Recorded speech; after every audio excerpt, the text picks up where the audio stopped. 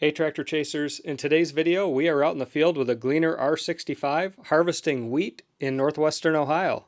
It's always exciting to see a Gleaner out in the field, and I was happy I was able to catch these guys. They were working on finishing up their last field of the wheat season when I got there.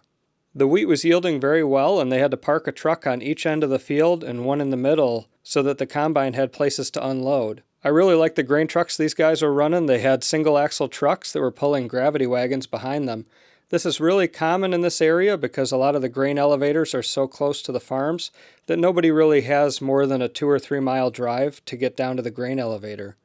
We'll see these guys working into the night to try to get this wrapped up until eventually the moisture got too high on the straw and it wasn't feeding in properly, so they did stop for that night and finished it up in the morning. Now let's go listen to this awesome Gleaner R65 at work harvesting wheat.